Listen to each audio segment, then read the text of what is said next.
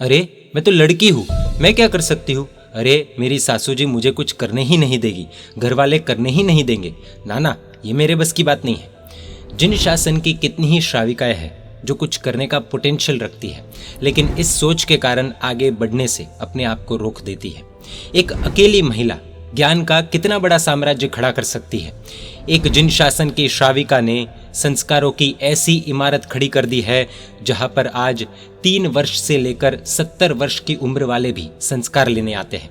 आइए आपसे परिचय करवाते हैं जिन शासन की एक ऐसी हस्ती से, ऐसी श्राविका से जिनके रोम रोम में शासन प्रेम और संयम प्रेम है, एवं जिन्होंने अनेकों के हृदय में शासन प्रेम और संयम प्रेम जगाने का अद्भुत कार्य किया है। जिन शासन की वो श्राविका जिनका नाम सरस्वती लब्ध प्रसाद परम पूज्य आचार्य भगवंत श्रीमद विजय रत्न सुंदर सुरेश्वर जी महाराज साहिब ने अपनी पुस्तक झरना झलक में लिखा है, मुमुक्षु वसंती बहन। आइए इनके जीवन को करीब से जानने का एक छोटा सा प्रयास करते हैं। बने रहिए इस वीडियो के अंत तक। इनका जन्म बैंगलोर में हुआ था और वहीं पर इन्होंने संपूर्ण धार्मिक शिक्षा का अभ्यास किया। इन्हें हमेशा से साधु साध्वी जी भगवंतों को उत्कृष्ट वस्तुएं वहराकर उनकी भक्ति करके सुपात्र दान का लाभ लेना बहुत ज्यादा पसंद था। धीरे धीरे उनके मन में वैराग्य के भाव प्रकट हुए और संयम पथ पर जाने की यानी कि दीक्षा लेने के भाव हुए, लेकिन उनके पिता की अनुमति नहीं मिली और फिर शादी हुई। किंतु शादी के बाद भी उन्होंने अपने मन में वैराग्य के दीपक को बुझने नहीं दिया। भिवंडी की नगरी में उनका आगे का जीवन बीता। उन्होंने 3 पुत्रों को जन्म दिया और तीनों पुत्रों का उत्तम संस्कारों से सिंचन किया। उनकी यही इच्छा थी कि मेरी कम से कम एक संतान संयम के मार्ग पर जाए। उनकी ये इच्छा भी पूरी हुई और उनके एक पुत्र ने दीक्षा ले ली। आज हम उन्हें परम पूज्य मुनिराज श्री महर्षि रत्न विजय जी महाराज साहब के नाम से जानते हैं।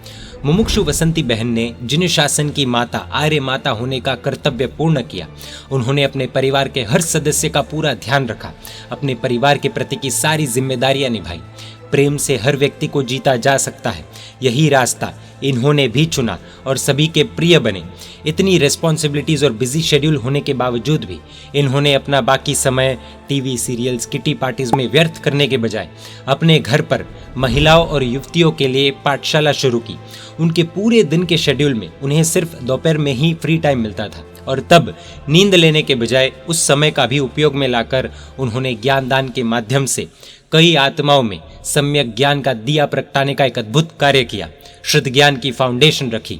वसंती बहन की शुद्ध ज्ञान की समझ और शुद्धि बहुत जबरदस्त थी और इसीलिए धीरे धीरे उनकी पाठशाला में आने वाली महिलाओं और युवतियों की संख्या बढ़ने लगी। ये माहौल देखकर परिवारजन भी बहुत खुश होते थे। कुछ समय के बाद परम पूज्य आचार्य भगवान श्रीमद विजय हेमरत्न सुरेश्वर जी महाराज साहब का चातुर्मास उनके शहर में हुआ और संघ में पाठशाला की स्थापना हुई। जब आचार्य भगवंत को वसंती बहन द्वारा घर में पाठशाला लेने की बात पता चली तो आचार्य श्री ने वसंती बहन से संघ की ही पाठशाला में आने का आग्रह रखा। लगभग 25 वर्ष पहले परिवार वालों के सपोर्ट से वसंती बहन का पाठशाला में आगमन हुआ और वे बन गए भिवंडी वासियों के ज्ञानदात्री आंटी जी। जी हाँ, सब इन्हें आंटी जी कहकर ही पुकारते हैं। श्रावक जब शासन के कार्यों में श्राविकाओं का हौसला बढ़ाते हैं तब क्या परिणाम आते हैं, उसका यह जीता जागता उदाहरण है।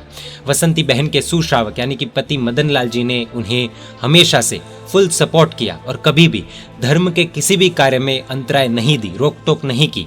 अपने पुत्र को भी उन्होंने खुशी खुशी संयम के मार्ग पर आगे भेजा। उनकी यही इच्छा थी कि अगर मेरी श्राविका यानी कि पत्नी को दीक्षा लेनी है तो मैं उसका इस निर्णय में पूरा साथ दूंगा और उन्होंने वसंती बहन को सहर्ष अनुमति दे दी।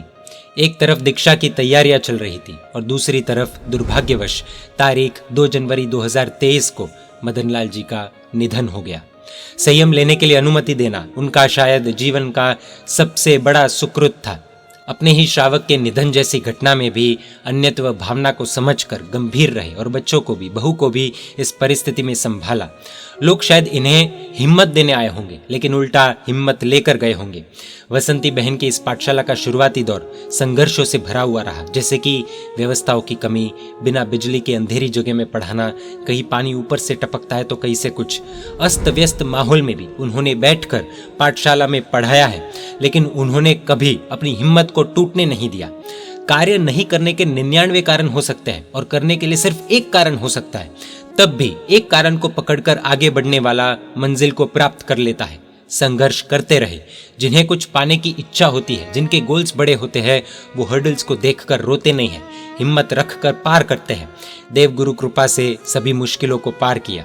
इनकी प्रेरणा से साधर्मिक भक्ति का कार्य भी शुरू हुआ, जिसमें साधर्मिकों को जॉब दी जाती है, जिसकी संख्या अभी तक 144 तक पहुंच चुकी है, 144। एक श्राविका अगर ठान ले तो क्या कर सकती है? अरे क्या नहीं कर सकती है। अपनी मर्यादा में रहकर भी हजारों कार्य किए जा सकते हैं। इनकी ऐसी सोच थी कि क्वांटिटी नहीं क्वालिटी चाहिए, और उसी का ये परिणाम है कि जो भी महात्मा भिवंडी में पधारते हैं वे इस पाठशाला की विशेष तौर पर अनुमोदना करते और कहते हैं कि इस तरह की पाठशाला हमने और कहीं नहीं देखी है। आखिर वसंती बहन के मार्गदर्शन में चल रही इस पाठशाला में ऐसा क्या है जिसके कारण भारत भर में ये पाठशाला प्रसिद्ध है? इस पाठशाला का संक्षिप्त परिचय देखते हैं सिर्फ 5 पॉइंट्स में। श्री नेमिनाथ जैन पाठशाला। पॉइंट नंबर 1, ज्ञान का उपार्जन करने वाले पुण्यशालियों की संख्या 13 से 750 तक पहुंची है। पाठशाला में पढ़ने वाली बहनों को ही वसंती बहन ने शिक्षण देकर पाठशाला के टीचर्स के तौर पर तैयार कर शिक्षिकाओं की एक बड़ी सेना तैयार कर दी है। पॉइंट नंबर 2, पाठशाला में सिर्फ गाथा नहीं बल्कि 2 प्रतिक्रमण से 6 कर्मग्रंथ, कम्मपयड़ी, संस्कृत बुक वांचन आदि की इतने हाई लेवल की पढ़ाई की व्यवस्था सुचारू रूप से चल रही है। पॉइंट नंबर 3, पाठशाला के टीचर्स आज गुरु भगवंतों को भी पढ़ाते हैं। इतना ही नहीं, जो इंडिया से बाहर रहते हैं लेकिन सम्यक ज्ञान की प्यास है तो उन लोगों को भी वीडियो कॉल्स के द्वारा पढ़ाया जा रहा है। पॉइंट नंबर 4, इन्होंने इनके भीतर रहे वैराग्य के भाव से बहुत से लोगों को प्रभावित किया है, अन्य में भी उस भाव को विकसित करने में मदद की है, और उसी कारण आज लगभग 120 जितने मुमुक्षुओं को जिन्हें वैराग्य के भाव थे उन्हें वसंती बहन ने तैयार किया है और संयम मार्ग पर अग्रसर किया, जिसमें उनका पुत्र जेठ जी की बेटी एवं पौत्री मुमुक्षु रीम कुमारी भी है। जो संयम मार्ग नहीं अपना पाए वे आज सुंदर श्रावक जीवन अथवा श्राविका जीवन जी रहे हैं। इस तरह से वसंती बहन ने जिन शासन के चारों स्तंभ साधु साध्वी श्रावक श्राविका की भेंट दी है। पॉइंट नंबर 5, मर्यादा में ही धर्म है, ऐसा शास्त्रों में कहा जाता है। इसी मर्यादा के लिए विशेष ये पाठशाला जानी जाती है। नियम बहुत स्ट्रिक्ट है, जैसे कि यूनिफॉर्म के साथ समय पर नहीं आए तो नो एंट्री, माता पिता को प्रणाम नहीं करने पर 51 खमासमन का पनिशमेंट, एडमिशन डेट्स जाने के बाद नो एडमिशन। इसीलिए शादी से पहले ही भिवंडी की सासू माएँ अपनी अपनी बहू का एडमिशन करवा लेती है। उम्र कोई भी हो सभी को आप कहकर संबोधित करना आदि ऐसी कई खास बातें हैं। अगर आपको डिटेल में जानना हो तो एक बार विजिट करने जैसा है। परम पूज्य आचार्य भगवान श्रीमद विजय हेमरत्न सुरेश्वर जी महाराज साहिब ने भिवंडी में नेम राजुल गर्ल्स ग्रुप की स्थापना की थी। इनके बारे में हमने जैन मीडिया पर एक वीडियो के माध्यम से जाना था। आपको बता दें, इस ग्रुप के मार्गदर्शक भी वसंती बहन बने। इस ग्रुप में भक्ति के अनुष्ठान, शासन के अनुष्ठान, भिवंडी के गोकुल नगर नजराना जैन संघ में, आराधना भवन संघ में जितने भी कार्यक्रम होते हैं उनमें बहनों के मैनेजमेंट के लिए मेनली इसी ग्रुप को सब व्यवस्था करने का लाभ मिलता है। अब प्रश्न उठ सकता है कि ये तो दीक्षा ले लेंगे लेकिन आगे क्या? अब पाठशाला कौन चलाएगा? कैसे बिना फंड्स के पाठशाला चल पाएगी?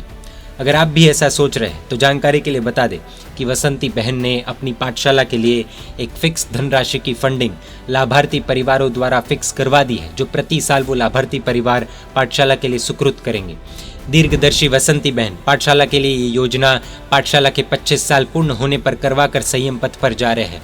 वसंती बहन ने अपने पुत्रों को जो संस्कार दिए थे उसी का ये नतीजा है कि वसंती बहन के श्रावक यानी कि मदन लाल जी का स्वर्गवास होने के बाद भी उनके पुत्रों ने उन्हें दीक्षा लेने के लिए कोई अंतराय नहीं दी, बल्कि अपने पिता की तरह ही खूब हर्षोल्लास के साथ दीक्षा के मार्ग पर भेज रहे। सुलसा श्राविका की अटूट श्रद्धा हो या चाहे मीरा की भक्ति हो, इन दोनों का अंश हम वसंती बहन के जीवन में देख सकते हैं और इसी श्रद्धा और भक्ति का फल आज इन्हें मिल रहा है। तारीख 10 फरवरी 2023 के मंगल दिन मुमुक्षु वसंती बहन अपनी पौत्री मुमुक्षु रीम कुमारी के साथ दीक्षित होने जा रहे हैं। स्वयं तो रत्नकुक्षी माता बने ही, साथ ही अपने बहू को भी रत्नकुक्षी माता बनने का सौभाग्य दिया।